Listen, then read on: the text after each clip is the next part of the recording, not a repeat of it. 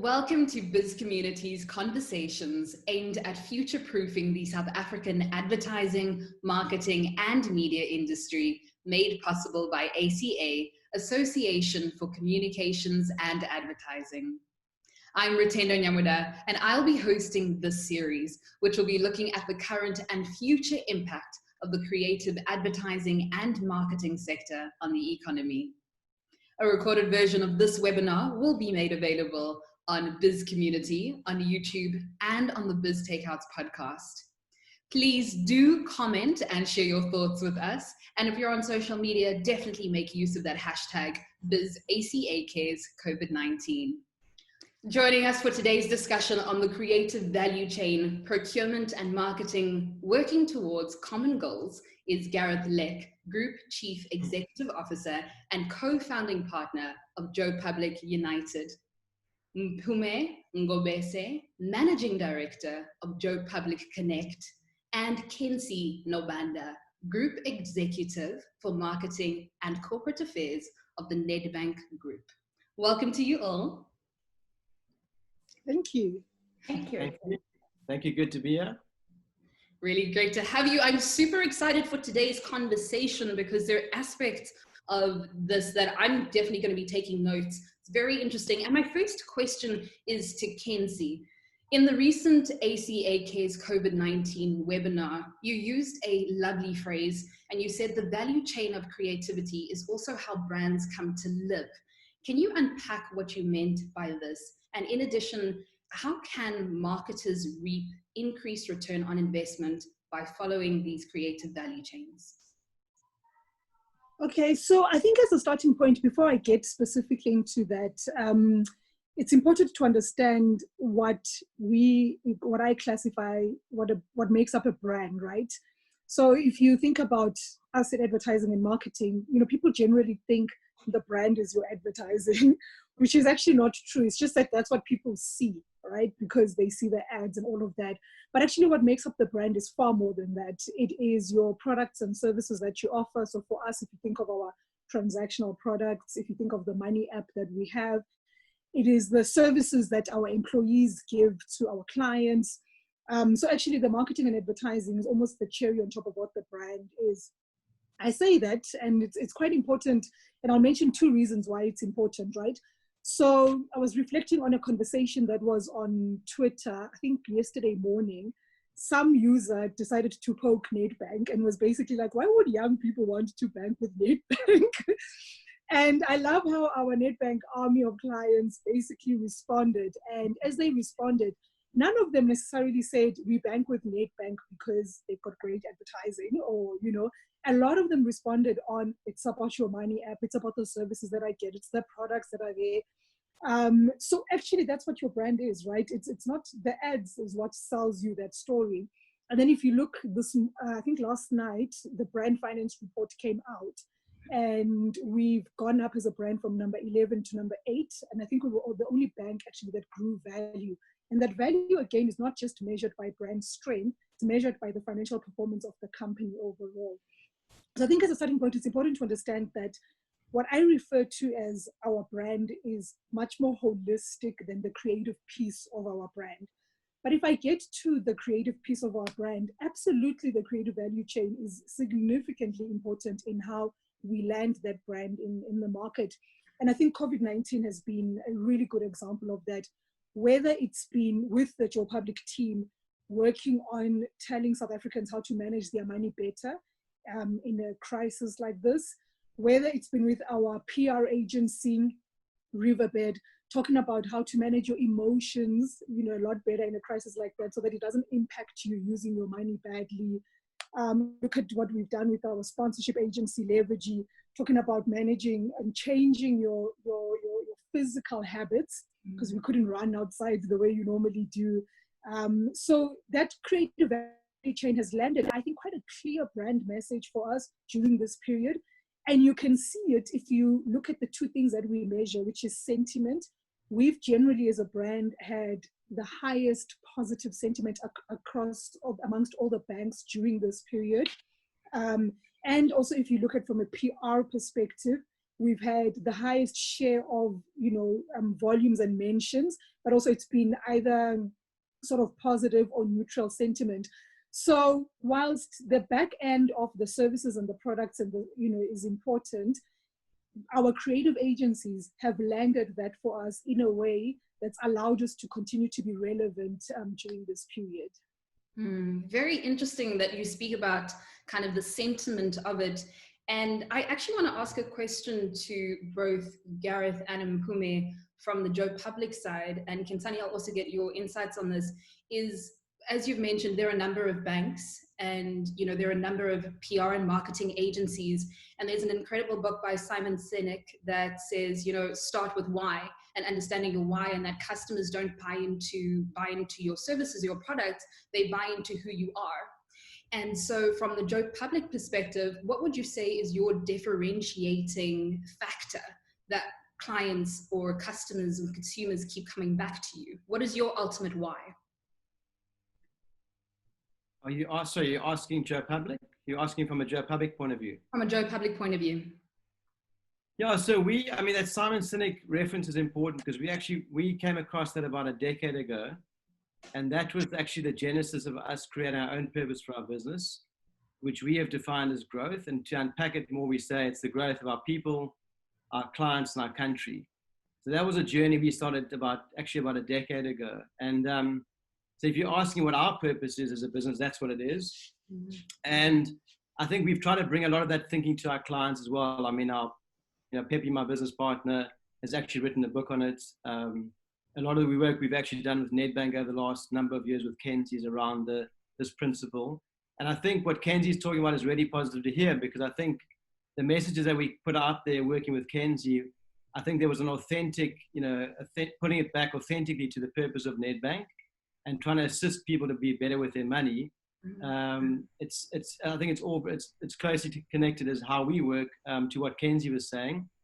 And I'm just hearing this now, so it's really positive news to hear that you've had those shifts during this crisis, because I think that's one of the things that marketers should be doing. They should be taking advantage of this crisis, but they have to put it back to some kind of higher kind of North Star ideal that they are based on, because if you don't have that, it's also hard to put that into the market. So I think that's also what I think a lot of brands are starting to realize. If they don't have, you could call it a purpose or a strategy. If they don't have it in place, it's also difficult to base you mentioned products and services, your communications. What do you base it on?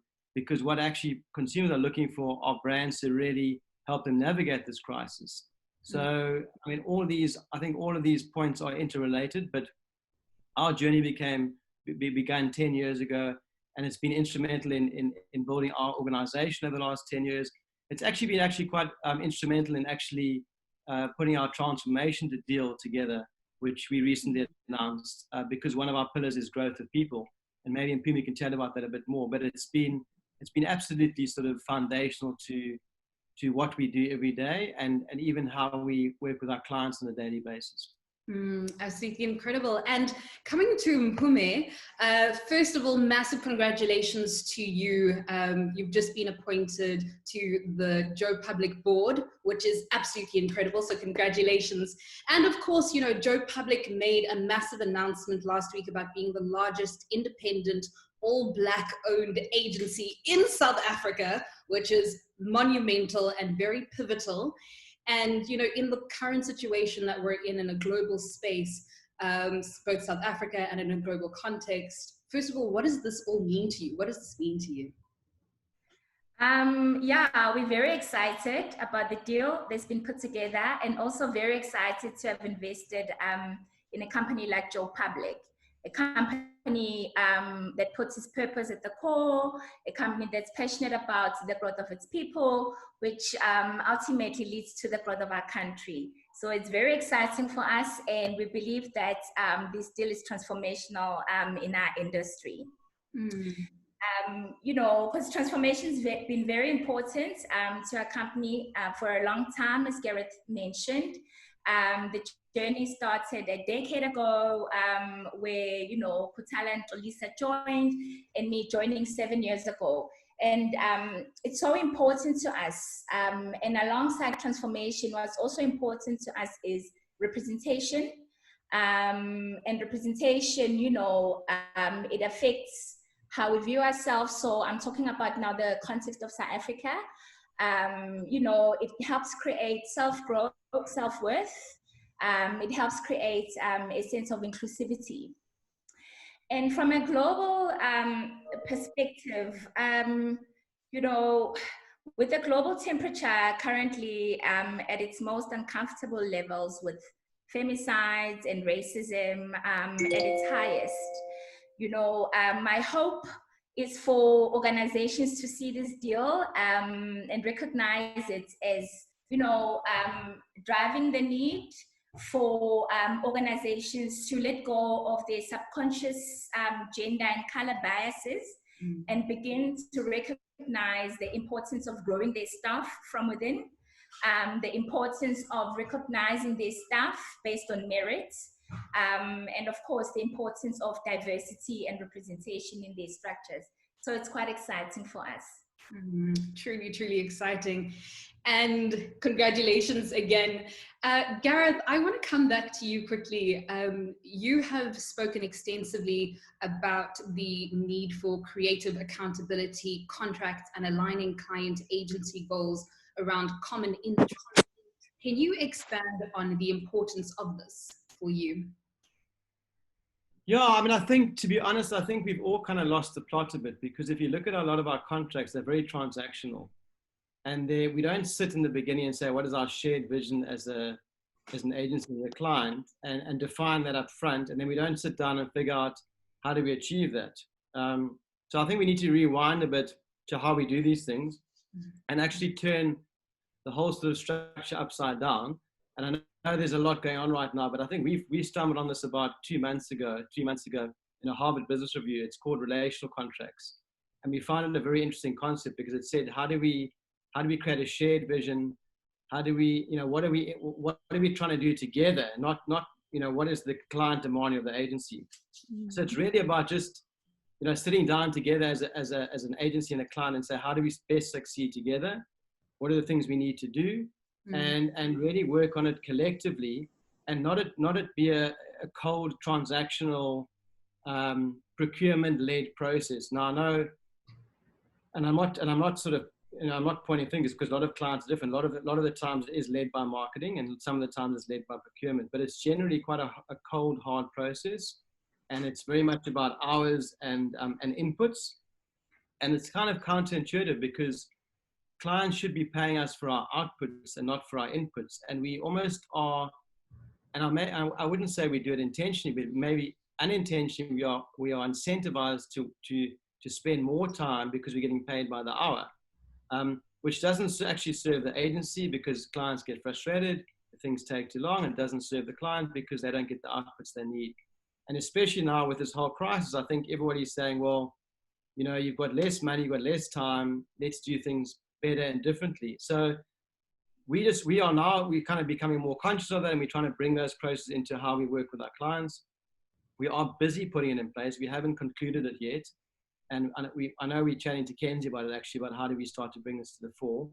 So it's a new kind of chapter for us. But I think there are like revolutions going around in almost every area of business right now. And I think contracts needs to be rethought, kind of imagined and co-created, and focus on what's important, because I think somehow we've lost our way on focusing more on as I say, the inputs, and we haven't put a lot of focus on how do we get the optimum outputs.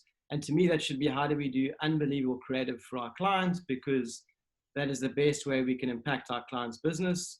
And it's been proven in so many surveys and so many, I mean, McKinsey's done reports, Millward Brown's done it, actually, and it's not about award winning, because award winning is one thing, but creative excellence has been proven to be, you know, up to 9 times more effective than average creative. So I think it's about, how do we start to think about those things in our contracts? How do we start to focus on what's really important? How do we start to focus on the outputs? Because that's going to give our clients the best ROI. And at the end of the day, that's what we should be doing for our clients. It's very, very interesting. And Khensani, what are your thoughts on that? You know, the outputs and the inputs, time spent. Obviously, one doesn't want to, if you can spend less of your budget, that's, you know, great. But what are your thoughts on that? And especially in this COVID time when you're not just dealing with, it's not financials, you're not just brands, you're not just clients and customers or service providers. There is a real human element and connectivity behind all of this work as well.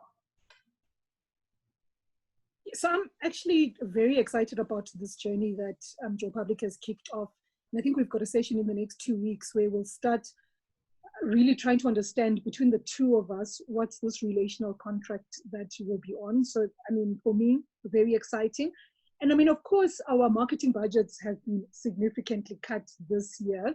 But I do think, what do they say? Like, don't waste a good crisis, right? And I do think what this crisis has done is challenged us to Gareth's point around how we cost and pay for things. And if we can kind of come out of this with a way of us being able to pay for something where we think we're actually paying for the output and the value that it brings to our brands, and from an effective, they still make money in that value chain in a way that makes sense for the amount of time that's been put in, I think it will be a great outcome. So I'm very happy and open to be going on this journey with Joe Public. Great. And Khensani, you are a self-proclaimed champion of the need for procurement and marketing to find a sustainable way, or sustainable ways rather, to work together. Can you explain what this means to you, and how would you advise on achieving this at an optimum state? Yeah, look, I think the first thing I strongly believe is that the agency relationship is owned by marketing and not procurement. And that is a tenet that I absolutely believe in, to the point where, as a very, and it seems basic, but if you look at the contracts that we have with our agencies, where it says relationship manager, it should never have a procurement person. It should have a marketing person, because that already tells you everything that you need to know. I believe, and we work really well with our procurement team at Nedbank, and that's because actually ultimately they're there to deliver what me and my marketing team require. Obviously, they've got a very sort of cost-driven lens, and that's an important lens, but I don't want to have the cheapest agencies who are going to give me crap work. It's definitely not what I want at all. And I make that very clear to procurement.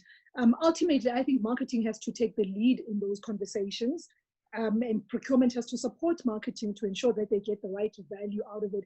And I'll give, so people who know me know that I sometimes maybe should say things I shouldn't say, but I just had literally before this call, I had a meeting with my procurement team, because we've got a pitch at the moment on our brand and CI work. And the agencies presented on Monday, and we scored, and so they sent us, here are the scores and stuff, and here's who won. I said, wait a minute, because obviously we then take in pricing, creativity, transformation, sustainability, and when you take all of that together, it's very possible that the agency that has won overall is not the one that was the most creative, right? So if you just leave it to procurement, that's the decision, done, right? I said, no, you can't do that, because I want to work with the best. I want to work with, creative agencies. The reason maybe the most creative hasn't won, let's understand it and go back to that agency to understand if they can bring their pricing to a level where it starts to make sense for us. So for me, it's about the overall value, and we cannot leave those decisions to procurement, because they obviously they come in with money in their heads. I come in with needing to deliver the best work for my brand at a good price point. So, yeah. Yeah. And Mpume. I have to say, we're very lucky to have such an amazing client. Yeah. Great. We'll start the conversation with that quote.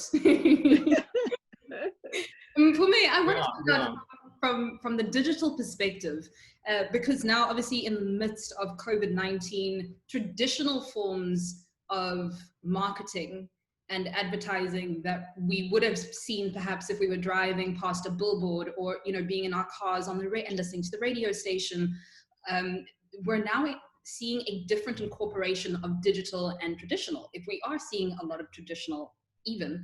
So I want to find out, on the digital side, how have things shifted and changed for you since COVID-19, and is there an increase, and what is the increase on the digital side of marketing? Yeah, so we've touched on, brands and on purposeful branding. And I think what COVID-19 has done is that it's put a spotlight on brands that don't have a purpose, that don't understand why they exist. You see instances where brands publish communication that is completely tone deaf.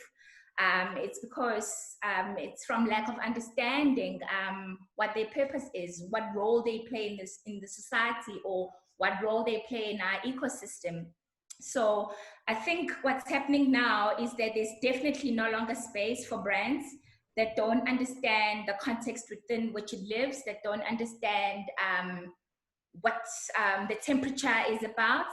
And I think it's forcing, COVID-19 is forcing the brands and businesses to understand why they exist beyond making a profit, so that they begin to speak from a point of purpose. And I think those brands that have purpose will have the license to communicate to a consumer that is incredibly sensitive at the moment. And those are the brands that we'll see going forward into the future as we navigate this pandemic. You speak about brands that don't understand why they exist, and that's quite a powerful statement to make. And we have seen it maybe with misadvertising or not being sensitive to certain things. Saying on that digital aspect, how important is it to have, perhaps teams behind digital marketing as well that are not only sensitive to the time, but know how to respond quite speedily? Because, you could be caught out saying something or doing something digitally online, and then if you respond 2 days later, it says quite a bit about your brand, as opposed to having people with a mindset who are quite sensitive to what is happening at the moment.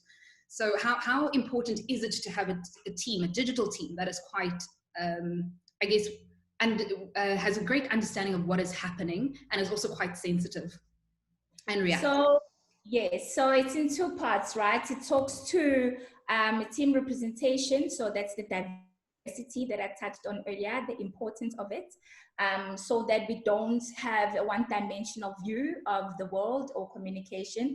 And then it also talks to agility, the speed in which we respond. And I think what's happened now, it's forced our businesses to restructure our teams according to the pace at which the brand wants to communicate with the target market or the audience. We've had to look closely at how we structure our team according to the client needs. And I think, this period has literally forced us to innovate, and we've welcomed the innovation that has come with it. Rutendo, can I just come in there? Yes. So, social media, I think, is so fraught with so much drama for brands, and you really need to manage it well. So we've got an internal digital marketing team, and within that, we've got a team of guys who manage our social media. But beyond that team, I live on my Nedbank accounts. I'm just trying to see and understand the temperature, and just make sure that we know exactly what's going on. But the thing that I've learned, especially probably in the last year, is some things in social media do not engage, it's okay sometimes to just let something go, because either way, you're never going to win that battle or that fight and stuff. So we always are quite clear. We look at everything, we have the conversation, then we say, look, on this one, it's important that we engage on this one, maybe not, especially on things that are actually not based on facts. It just seems sometimes to try, here's the truth, just seems to, because people just become very emotional. So you really do need very level-headed people who understand exactly what tonality you should be going with from a social media perspective. It's really fraught with a lot of drama for brands, to be honest. Very true. And I don't know who would like to answer this question, but just based on what you've said now, Khensani, is we're also dealing with different generations on social media. So we have Gen Z who are more outspoken than millennials, who are somewhere in between the baby boomers. And everyone is, never mind being, sometimes people can say things and be easily offended and things can blow up. But what are your thoughts on even responding, but from that generational, do we always have to be in the mindset of who am I responding to? Who is the target market? Does it matter? Or like you're saying, do we just not say anything? I can respond to this because I think, I don't think, for example, Nike has they have a certain tone of voice and they have a certain point of view. And I mean, they've actually been very outspoken in the Black Lives Matter campaigns that I've seen. So I don't think they're talking to generations, they're talking to principles. So I think and once again, it comes back to what does your brand stand for? What is important to you? How can you empathize with what people are going through? I think once again, I know I keep coming back to it, but that should be your guiding light. A brand like Patagonia has had a certain point of view on sustainability from day one. And so I don't think it's generational. I don't think it's segments. I think they have a point of view that they stick to. And once again, I mean, when these crises come along, they are super brave in having those voices out there. And I know that it can sometimes cost them. I mean, one of the incidents they ended up so I've gone blank when the knee took the knee campaign. Colin Kaepernick, yeah. Colin Kaepernick. I know that was a massive statement. They went out with their share price tanked. They were having their shoes burnt. We all know it. And then quickly kind of responded. The market responded, share price back up again. And to me, that's and I don't know how Kenzie would be thinking about it, but I think that's, if Nedbank is there to help you during this crisis with their money management, that would be how you speak and what you speak about across segments would be my perspective on it. Yeah, so I agree with Gareth, but I think actually where things become difficult is so does Nike then respond to the person who's burning Nike sneakers? Don't. Continue to tell your own story and I think that's the point that, for me is correct. Just be clear on what you were trying to say. Someone might come and be like, well, like for example, if you think of the Secrets campaign, you're telling us that we spend more money, but you're the ones with high interest rates and all of that and stuff. Be very clear what you're trying to say, what you're trying to do, and just continue on that journey. Otherwise, it's easy to get sidetracked and think you can, no one's going to love you. Like, not everyone's going to love you. It's just how it is and stuff. But as long as you're clear on your purpose and your notes, that's the messaging that ending, you'll be fine. That's it. Agreed. And do you believe then that, when it comes to economic conditions or cultural aspects, Gareth, you've mentioned the Black Lives Matter movement. In South Africa, we have gender-based violence, which is a massive and serious issue. And coming back to what you're talking about when it comes to principles, as brands and as clients, do you speak up every single time, or do you speak up only when it's in line with principles according to your company? For me, it has to be relevant. So let's take the GBV issue, right? So there's a brand I used to work on many years ago, Joko, still one of my very favorite brands. And I love what they're doing in the context of gender-based violence. And it makes sense because Joko is all about women of strength, which is, I still very fondly remember all of that and stuff. And so for me, it absolutely makes sense in that context. And they are doing a lot of work in that context. Obviously, if you ask us as Nedbank, what's our stance on it, we're very clear, like, we need to sort out gender-based violence issues in South Africa.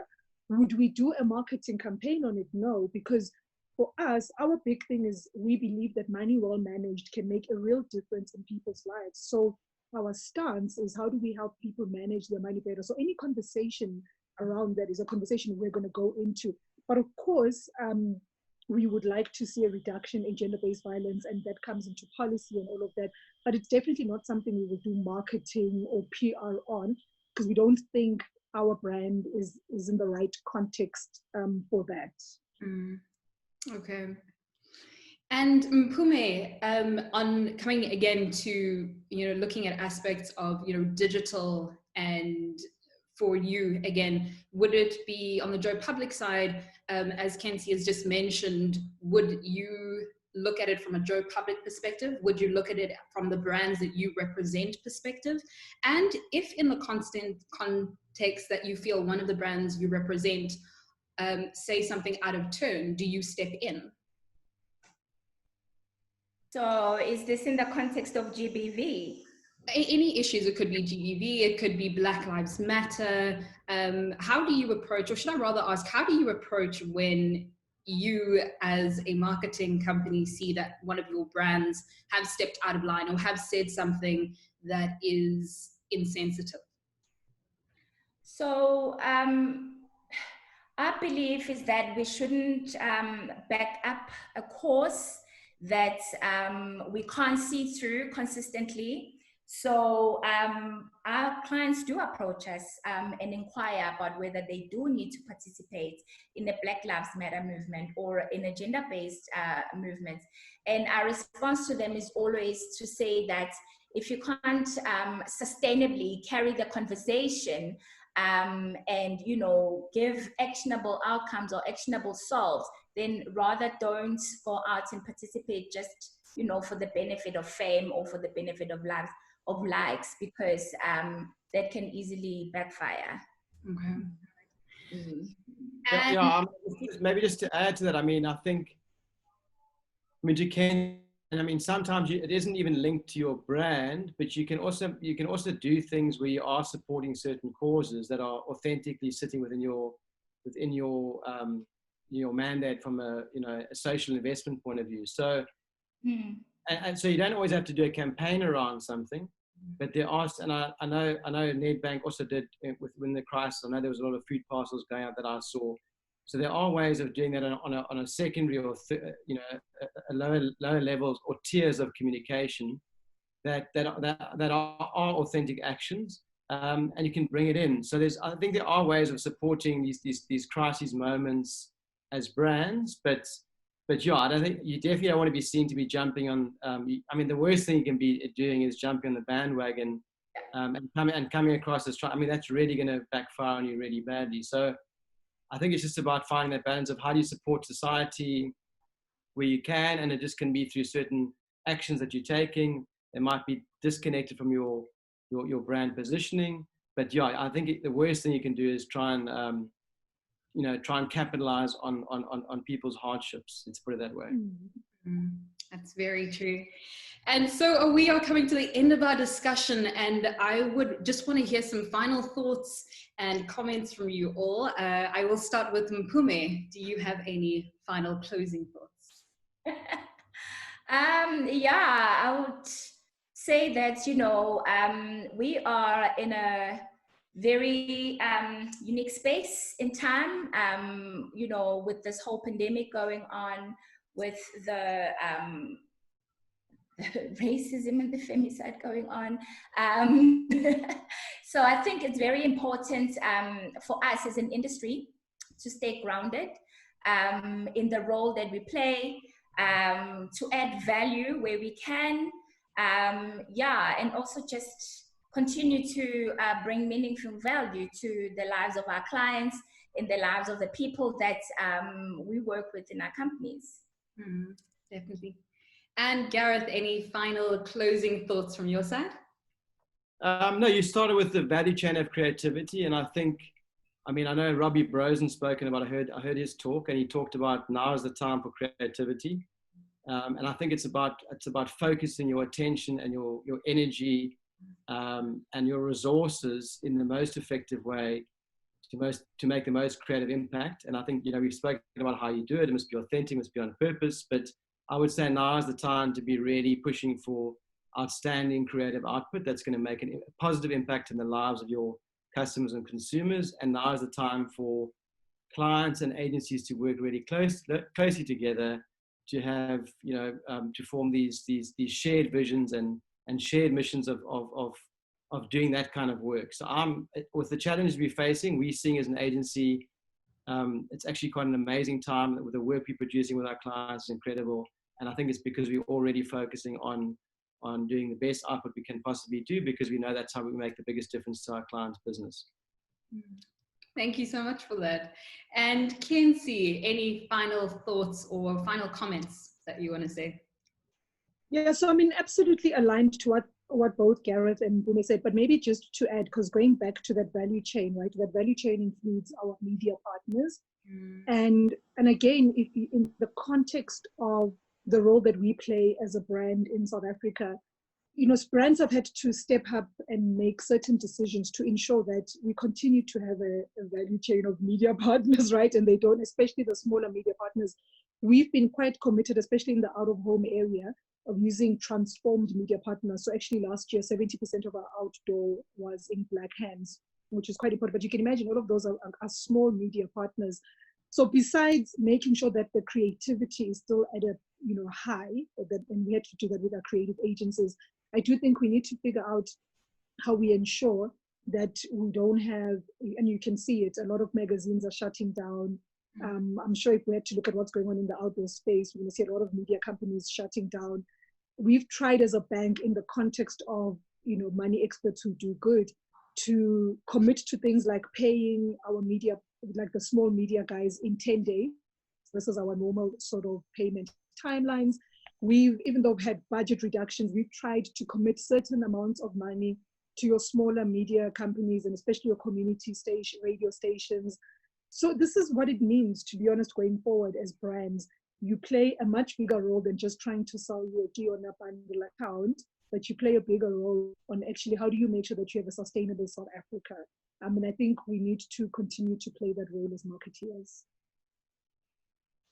Very well said. Thank you so much.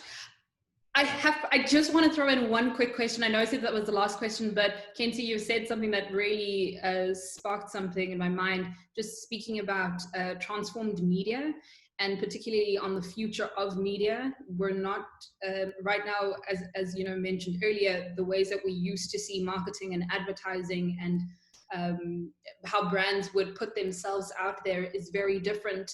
In all of your opinions, what do you think will be the greatest innovation or platform in media to use in the next, I'd say in the next two years, because in 5 years is too long, but in the next 2 years?